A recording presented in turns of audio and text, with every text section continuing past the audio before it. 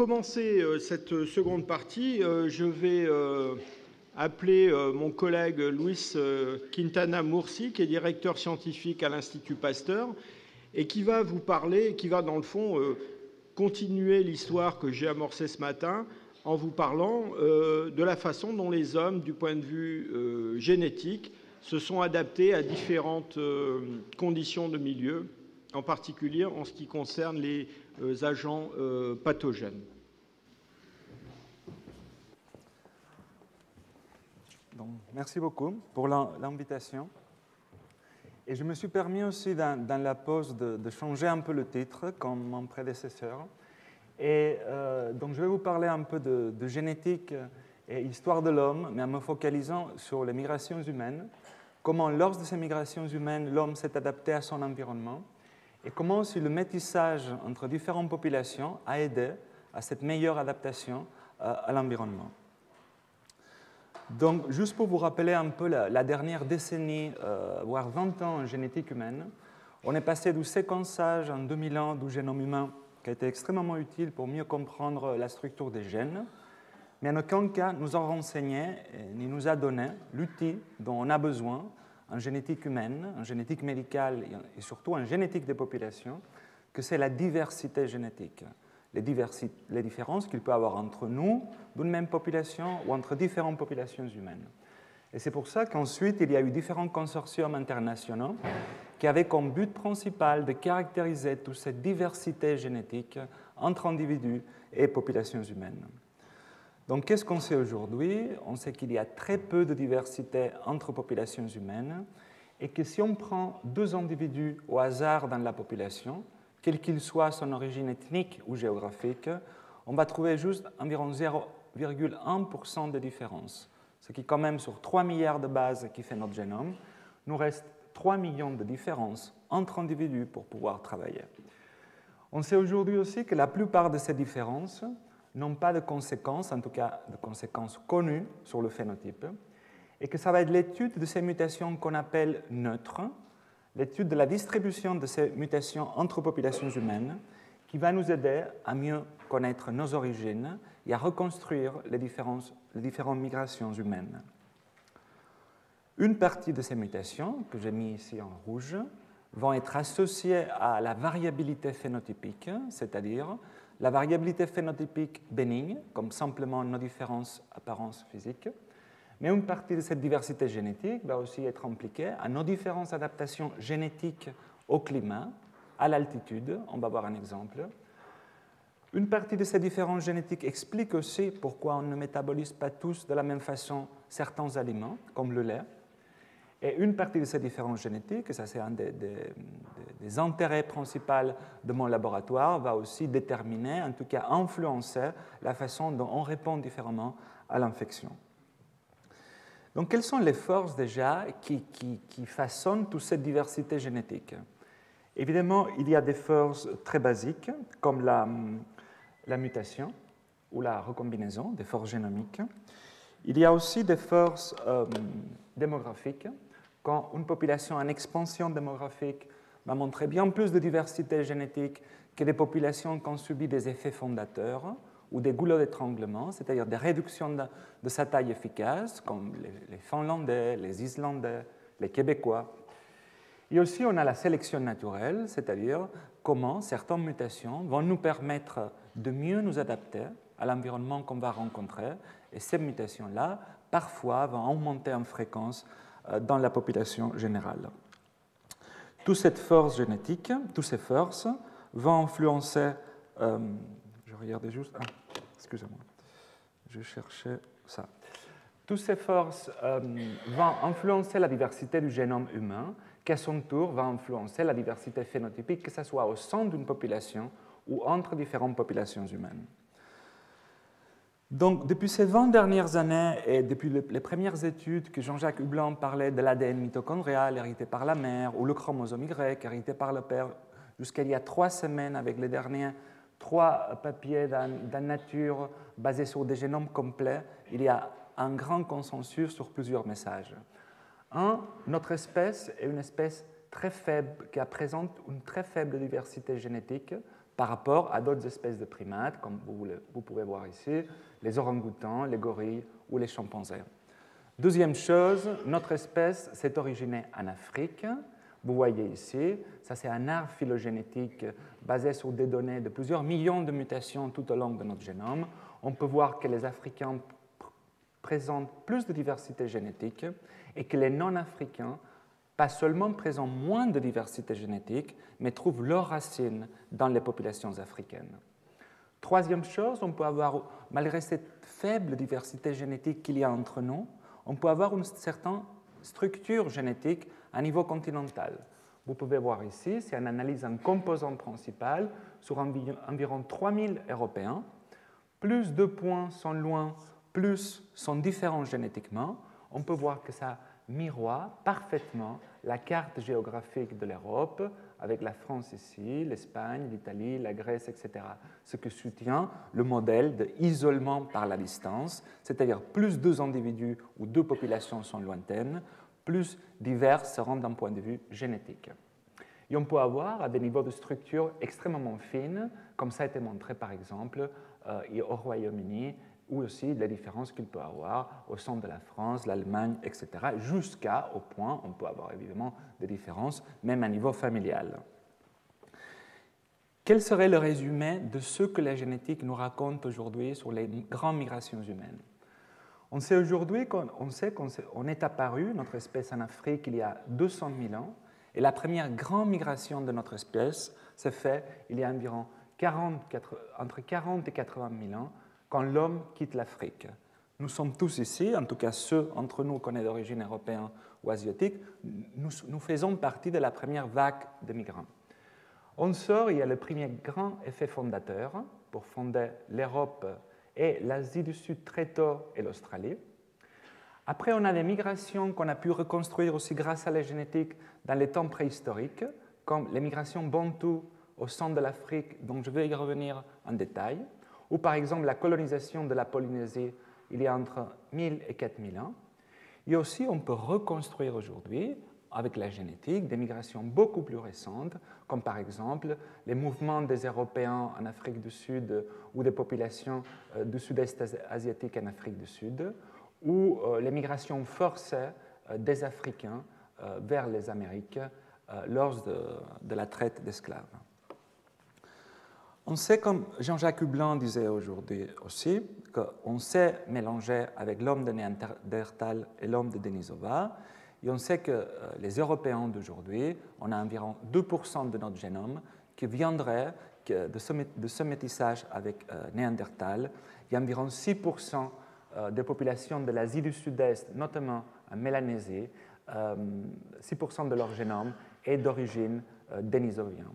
On sait aussi aujourd'hui que c'est 2% ou 6%, c'est une estimation, c'est une moyenne du génome, mais le génome va varier énormément. Si on fait un scan du génome, on va avoir beaucoup de régions de notre génome qui sont 0% néandertaliennes, mais on va avoir certaines régions du génome qui peuvent aller jusqu'à 65% d'origine néandertalienne.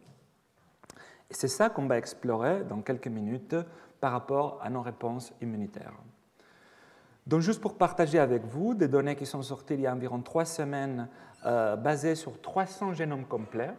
Et ce qu'on continue à trouver, c'est en gros toujours la même chose. C'est beaucoup de diversité en Afrique. Les populations non africaines étant des sous-branches des populations africaines. Un soutien du modèle d'isolement par la distance, c'est-à-dire plus on s'éloigne de l'Afrique, plus on est différent, évidemment. Et ça a été confirmé, le métissage en Europe et en Asie avec Néandertal, plus intense en Asie qu'en Europe, et le métissage avec Denisova, surtout en Asie du Sud-Est et beaucoup en Mélanésie. Mais lors de ces migrations dont on vient de parler, on a dû aussi s'adapter à l'environnement qu'on a retrouvé. En tout cas, l'environnement que les premiers Africains qui ont quitté l'Afrique, ils ont retrouvé en Europe, en Asie et aux Amériques. Différents environnements climatiques, différentes ressources nutritionnelles et aussi différents pathogènes qu'ils ont rencontrés. Donc, on va commencer par un exemple très représentatif de l'adaptation aux ressources nutritionnelles, que c'est la tolérance au lait. Vous savez que notre état, on va dire ancestral, c'est après la période de sevrage, l'enzyme qui va nous aider à métaboliser le lait va chuter considérablement et la plupart de nous devront être, entre guillemets, intolérants au lactose. Ce qui n'est pas le cas, comme vous pouvez voir ici, en bleu, c'est les fréquences du trait tolérance au lactose, c'est-à-dire capacité de continuer à boire du lait à l'âge adulte. En Europe du Sud, c'est environ entre 40 et 50% de la population continue à boire du lait, et on arrive en Europe du Nord à des fréquences de presque 98% chez les Finlandais. On sait aujourd'hui aussi qu'en Afrique, certaines populations de pastoralistes continuent à boire du lait à l'âge adulte. Ça a été montré que les bases génétiques de ce trait sont différentes en Europe et en Afrique, sont sous très forte pression de sélection positive, c'est-à-dire ces mutations indépendantes qui ont donné la capacité aux Africains et aux Européens de continuer à boire du lait à l'âge adulte se situent entre les 10 mutations qui montrent une pression de sélection positive les plus fortes de tout notre génome. Et ça a été daté l'âge à laquelle cette sélection naturelle positive a commencé, et ça coïncide à l'âge où aussi bien les Africains que les Européens ont commencé à faire la transition d'un mode de vie chasseur-cueilleur à un mode de vie agriculteur sédentaire. Un exemple assez intéressant aussi de l'adaptation au climat, c'est l'adaptation à la vie en altitude. Vous savez qu'il y a certaines populations, comme les Tibétains par exemple, qui habitent à 4000 mètres, où la concentration d'oxygène est environ 40% moindre que dans les plaines.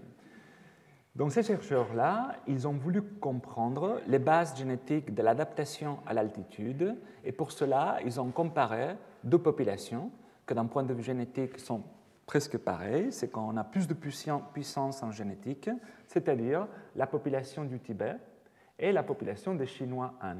Évidemment, quand on compare leur génome, on voit que la plupart des fréquences alléliques, c'est-à-dire tous les polymorphismes de ces deux mutations, se situent sur la diagonale, c'est-à-dire que si une mutation est à 10% chez les Tibétains, elle va être à 10% environ chez les Chinois Han. Mais ils ont cherché des mutations qui ne suivent pas ce modèle, et ils ont pu identifier deux mutations dans ce gène qui s'appelle EPAS1, que c'est un gène qui est impliqué dans les niveaux d'hémoglobine dans le sang et qui aurait aidé aux Tibétains à mieux s'adapter à cette vie extrême de vie en altitude. D'autres études ont continué suite à celui-là pour essayer de comprendre si les bases génétiques de l'adaptation à l'altitude sont les mêmes en Éthiopie, aux Andes en Amérique du Sud. Et ce qui est intéressant, et un cas un peu comme le même du gène de la lactase, c'est-à-dire notre capacité de boire du lait à l'âge adulte, ils ont trouvé d'autres gènes et d'autres mutations qui sont impliquées dans l'adaptation à l'altitude dans ces autres populations habitant dans des conditions extrêmes. Mon laboratoire, dans notre cas, s'intéresse à un autre type de pression environnementale que sont les pathogènes et les maladies infectieuses. Pourquoi ? On sait aujourd'hui que l'espérance de vie des populations humaines était extrêmement faible jusqu'à hier, on va dire, d'un point de vue évolutif. Vous pouvez voir ici en jaune, c'est le Royaume-Uni, il y a 120 ans, juste il y a 120 ans, qu'environ 38% de la population arrivait à l'âge de 40 ans.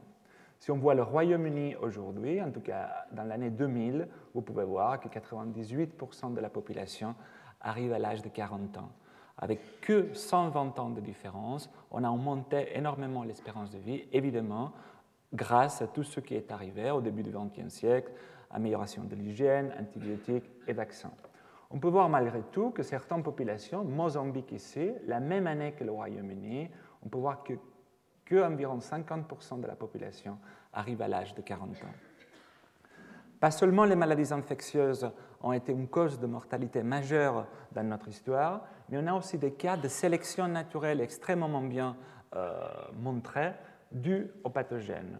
Un cas presque d'école serait l'avantage qu'on a si on est hétérozygote par l'allèle S de l'hémoglobine, qu'on va être plus protégé contre le paludisme à Plasmodium falciparum, même s'il y a un prix à payer, c'est-à-dire que les individus homozygotes, c'est-à-dire ceux qui ont les deux versions de l'allèle S, vont développer une drépanocytose.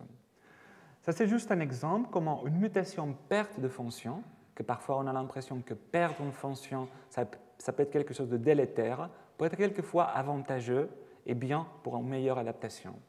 Si une mutation perd de fonction dans le gène DARC, c'est une chémokine, ça veut dire, c'est le système de fait, en gros, que les individus, que cette mutation a augmenté en fréquence en Afrique jusqu'à arriver presque fixation, c'est-à-dire presque 100% de fréquence dans l'Afrique centrale, parce que les individus qui portent cette mutation perdent de fonction n'ont pas un récepteur, et le fait d'avoir perdu ce récepteur va empêcher Plasmodium vivax d'infecter la cellule.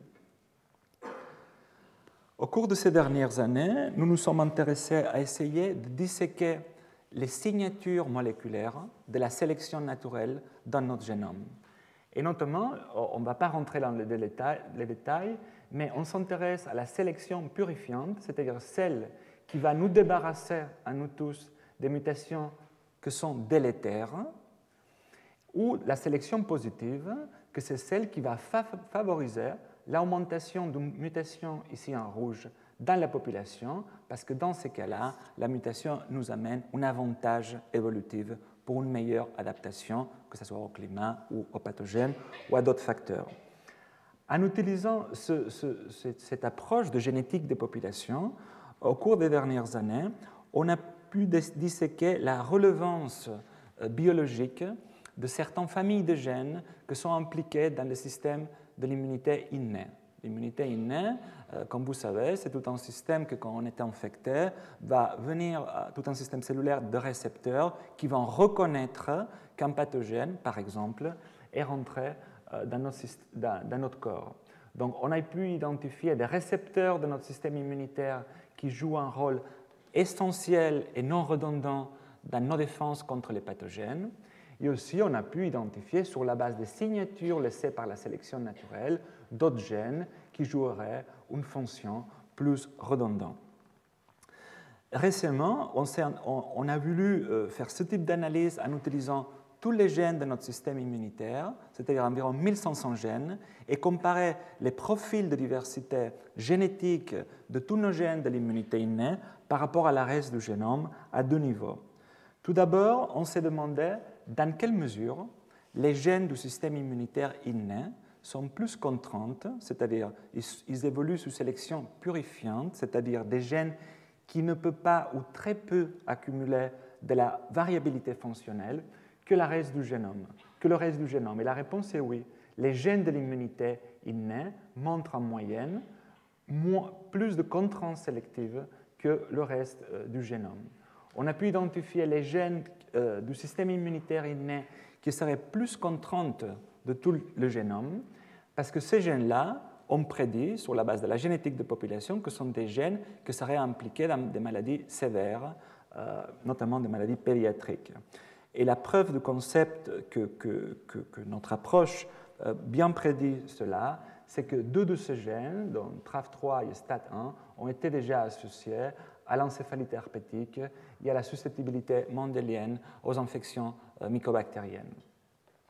La deuxième question qu'on s'est posée, c'est dans quelle mesure la sélection positive, c'est-à-dire comment l'adaptation des différentes populations humaines, Afrique, Europe et Asie, a aidé à favoriser l'augmentation en fréquence de certaines mutations pour mieux permettre à ces populations de s'adapter à l'environnement pathogénique.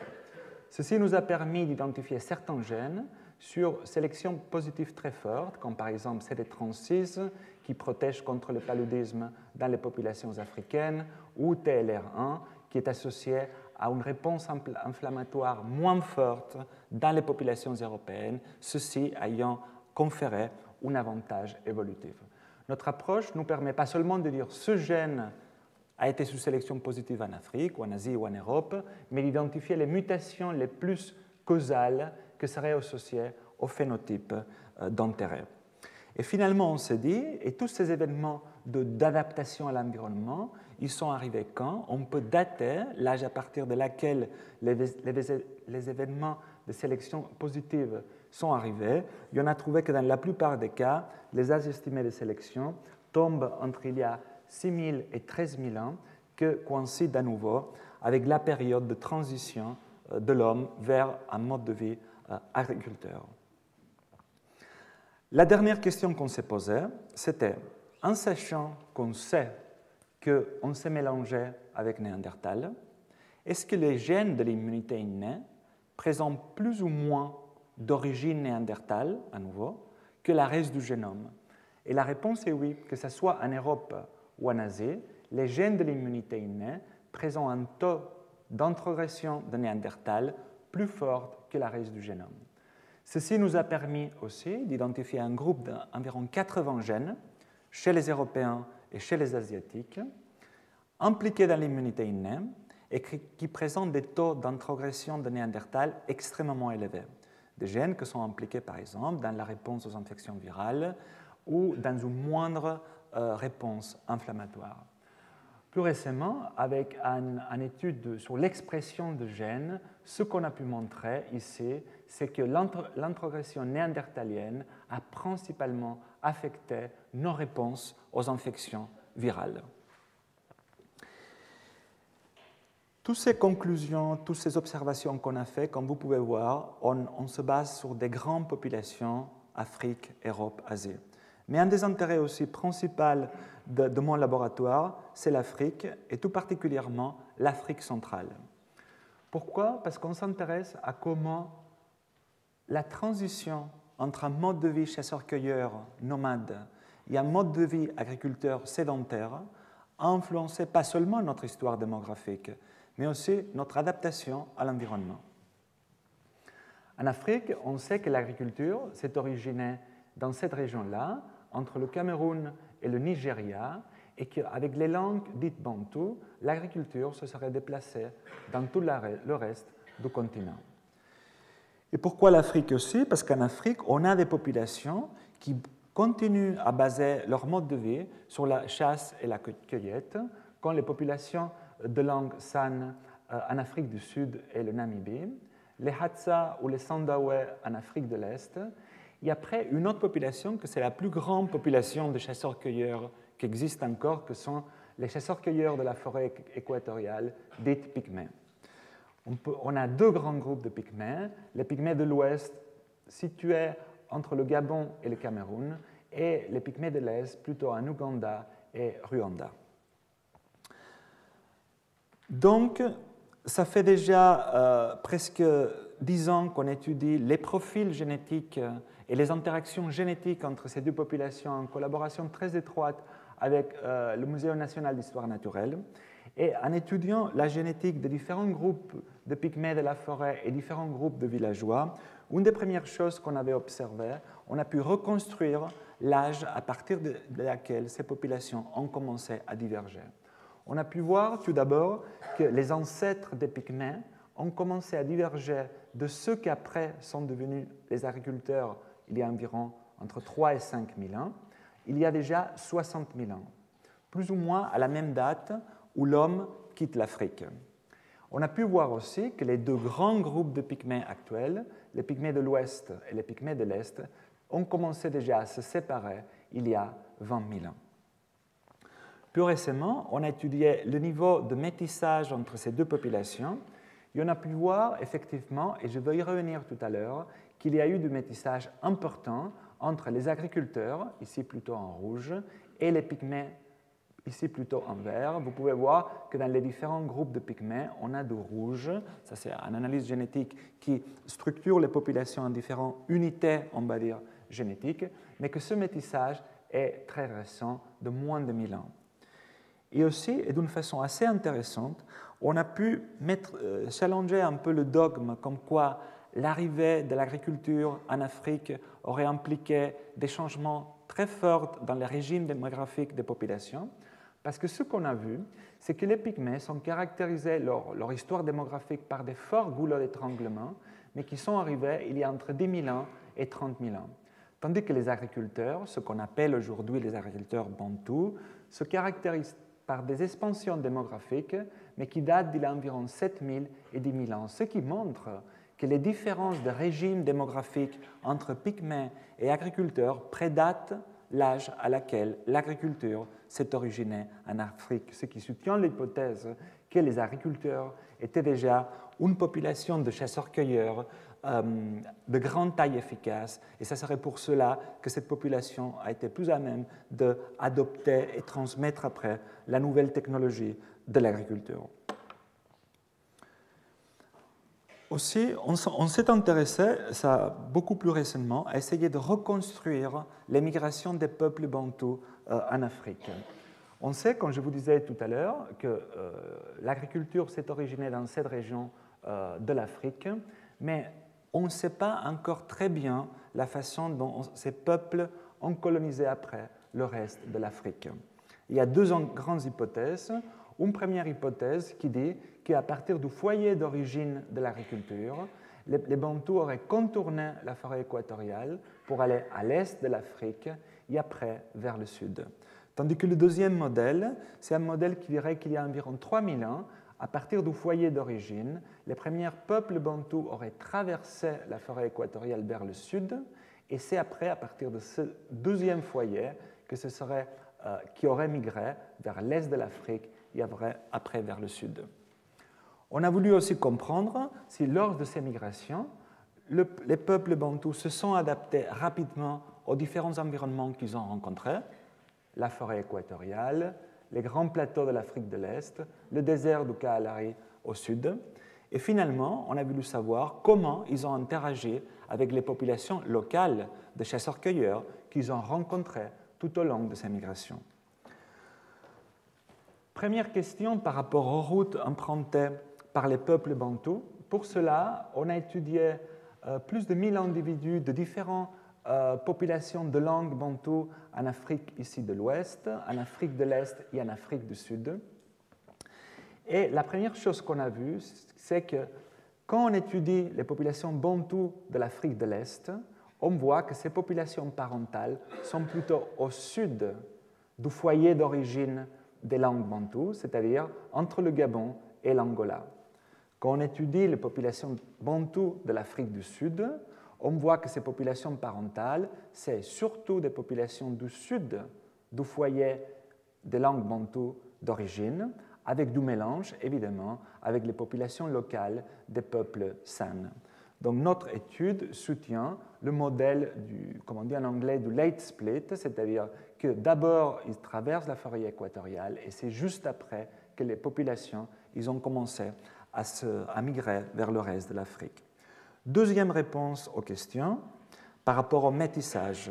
Ce qu'on a pu montrer, comme vous pouvez voir ici, que ce soit les Bantous de l'Ouest ici, les Bantous de l'Est ici, ou les Bantous du Sud ici, que les Bantous de l'Ouest, tout le monde rouge, mais ils ont du vert. Le vert, on voit que ça vient des chasseurs-cueilleurs pygmées.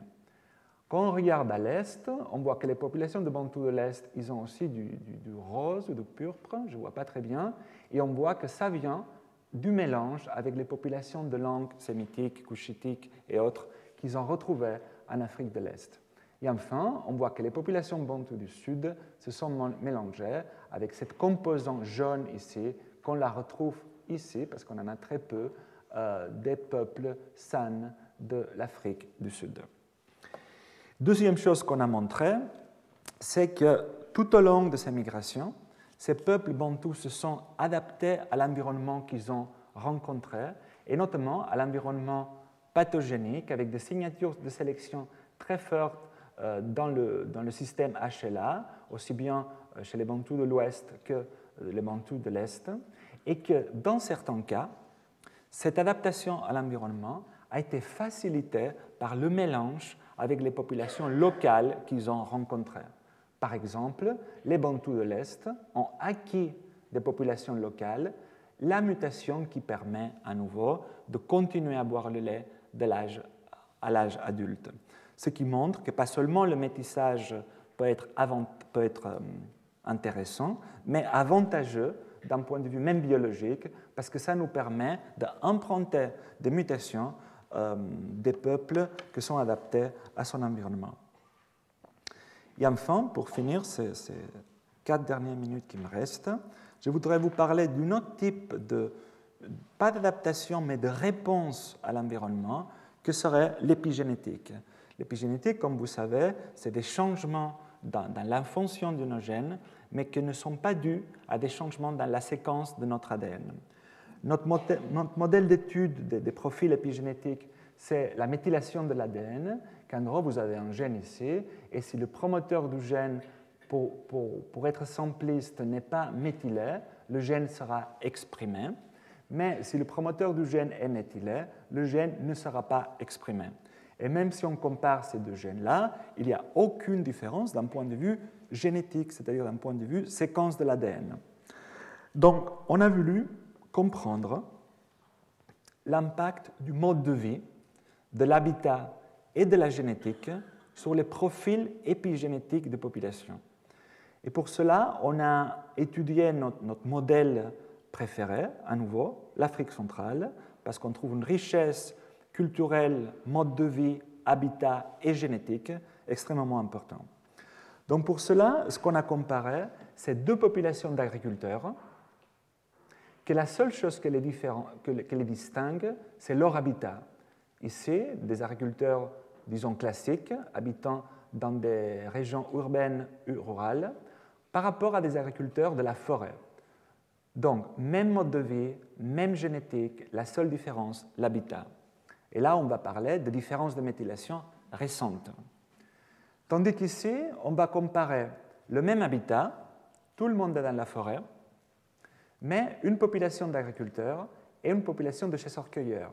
Donc, même habitat, mais différents modes de vie historiques, chasseurs-cueilleurs versus agriculteurs, et différentes génétiques.